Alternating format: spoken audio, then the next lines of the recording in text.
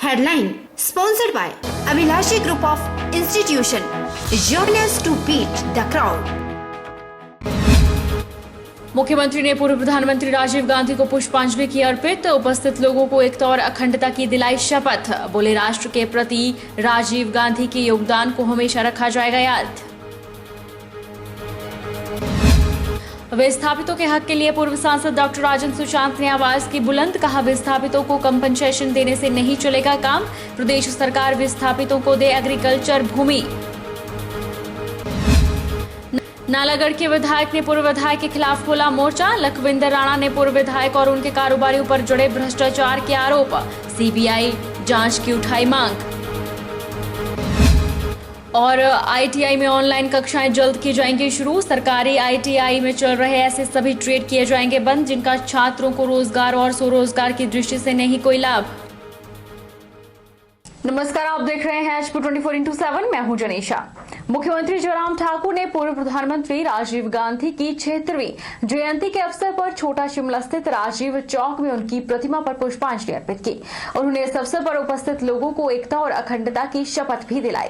मुख्यमंत्री ने कहा कि राजीव गांधी ने देश की एकता और अखंडता के लिए अपना पूरा जीवन समर्पित कर दिया। राष्ट्र के प्रति उनके योगदान को देशवासियों द्वारा हमेशा याद रखा जाएगा। राजीव गांधी जी की जन्म जयंती है और इस दिन को हम सद्भावना दिवस के रूप में मनाते हैं।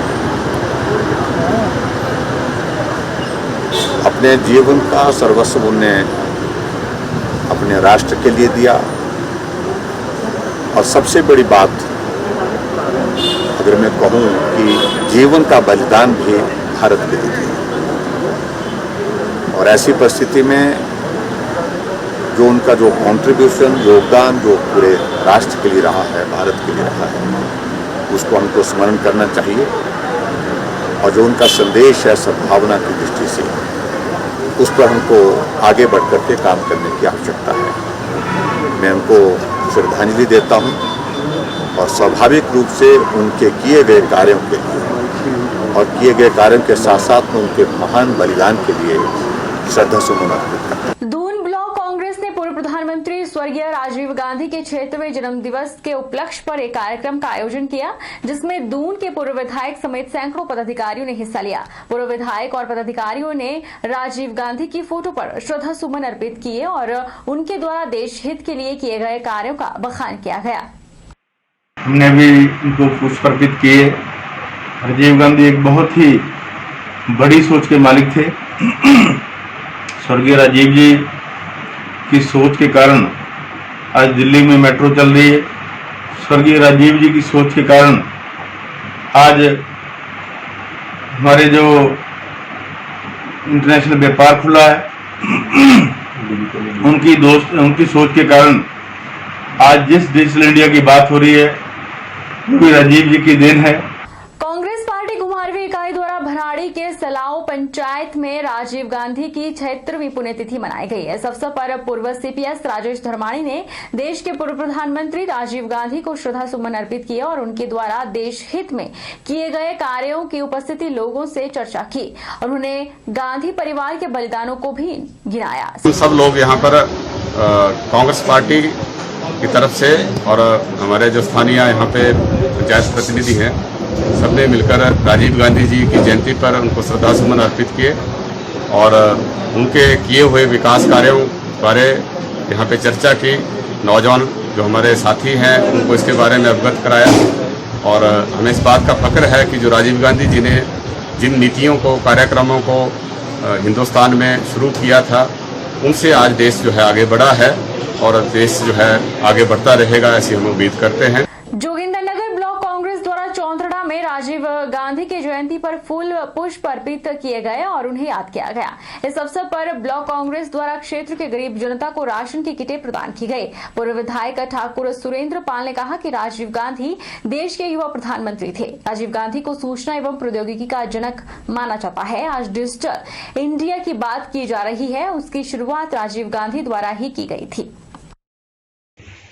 मैं समझता हूँ कि जो योजनाएं उन्होंने देश के लिए दी, उनमें बहुत सारी प्रमुख बातें हैं। जैसे आज डिजिटल इंडिया की बात करते हैं वो स्वर्गीय श्री राजीव गांधी जी की देन है। दूर संचार क्रांति की बात करते हैं, MTNL की जो उन्होंने स्थापना 1986 में की थी। मैं समझता हूँ कि वो भी देश के लिए एक महत्वपूर्ण योगदान था। विस्थापितों के हक के लिए एक बार फिर पूर्व सांसद डॉक्टर राजेंद्र सुशांत ने आवाज बुलंद कर दी है। मंडी में पत्रकार वार्ता आयोजित कर उन्होंने कहा कि भारत सरकार 2013 लैंड एक्विजिशन एक्ट को अच्छे से लागू कर मार्केट रेट से 4 गुना कीमत विस्थापित होने वाले लोगों को दे, साथ ही कंपनसेशन देने से लोगों की जिंदगी नहीं सुधरेगी। प्रदेश सरकार विस्थापितों को हिमाचल में एग्रीकल्चर लैंड भी दे।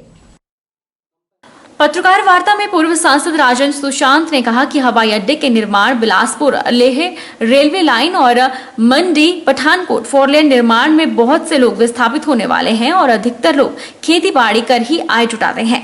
उन्होंने उदाहरण देते हुए कहा कि बलवैली में अगर 1 बीघा में टमाटर लगते हैं तो एक फसल में 2 लाख कमाते हैं। अगर उन्हें कंपनसेशन के तौर पर 1.5 या 2 लाख देने की सोचते हैं तो उनके साथ अन्याय है।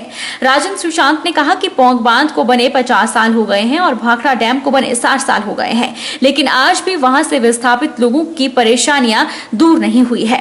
राजेंद्र सुशांत ने कहा कि भारत सरकार 2013 लैंड एक्विजिशन एक्ट को अच्छे से लागू कर मार्केट रेट से 4 गुना कीमत विस्थापित होने वाले लोगों को दे, साथ ही कंपनसेशन देने से ही लोगों की जिंदगी नहीं सुधरेगी। प्रदेश सरकार विस्थापितों को हिमाचल में एग्रीकल्चर भूमि भी दे।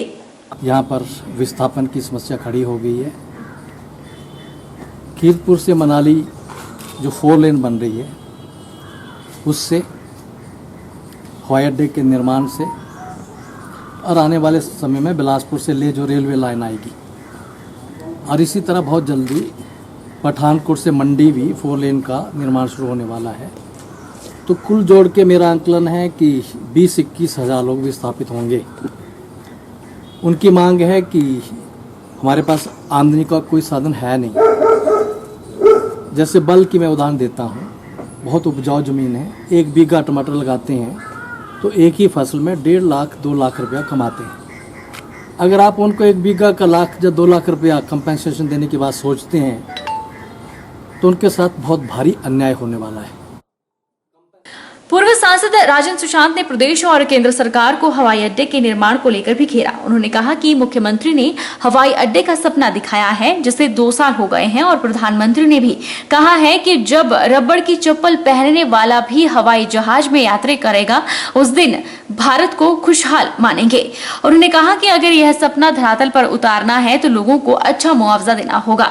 सुशांत राजन ने कहा कि सरकार वेतन नहीं दे पा रही है और कर्जे मांगे जा रही है।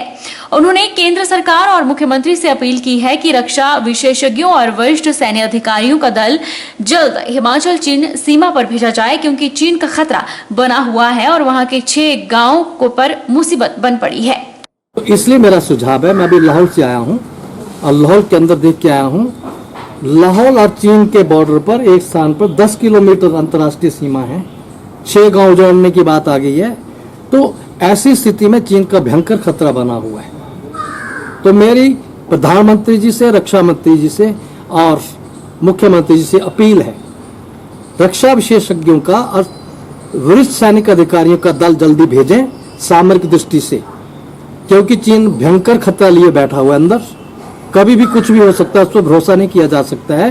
तो यहाँ पर सामरिक दृष्टि से आर्मी का बेस कैंप बनाना होगा, एयरफोर्स का बेस कैंप बनाना होगा। तो उचित स्थान पर ये बनाए और ये रक्षा मंत्रालय करे। रक्षा मंत्रालय के पास पैसे की कोई कमी नहीं है, सरकार दे, प्रधानमंत्री दें। तकनीकी शिक्षा मंत्री रामलाल मार्कंडेय ने कहा कि ITI में ऑनलाइन कक्षाएं जल्द शुरू की जाएंगी। ITI में चल रहे पुराने ट्रेडों पर उन्होंने कहा कि प्रदेश के सरकारी ITI में चल रहे ऐसे सभी ट्रेड बंद किए जाएंगे जिनका छात्रों को रोजगार और स्वरोजगार की दृष्टि से कोई लाभ नहीं है। पुराने ट्रेड बंद करने के बाद छात्रों को रोजगार के अवसर प्रदान करने वाले ट्रेड शुरू किए जाएंगे। मैं ये चाहता हूँ कि हमारे जो ITIs में जो इतने ट्रेड चल रहे हैं, उन ट्रेड्स का कोई जो है कोई इंपॉर्टेंस नहीं है आज के ज़माने में। वो ट्रेड्स बंद होने चाहिए। मैं ऐसे ट्रेड चलाना चाहता हूँ हिमाचल प्रदेश के अंदर, जिससे हमारे जो स्टूडेंट्स पढ़े उनको लाभ हो, उनका जो रोजगार में लाभ हो, एम्प्लॉयमेंट में उनका लाभ हो। ऐसे ट्रेड चलने चाहिए। मैं देख रहा हूँ हिमाचल प्रदेश में ITS में इतने ट्रेड चलाए जा रहे हैं जिससे किसी व्यक्ति को ना रोजगार के लिए लाभ हो रहा है, ना स्वरोजगार के लिए लाभ हो रहा है, कुछ नहीं हो रहा है। ऐसे ट्रेड में बंद करना चाहूँगा। रुकेंगे एक छोटे से ब्रेक के लिए, ब्रेक के बाद फौरन लौटेंगे।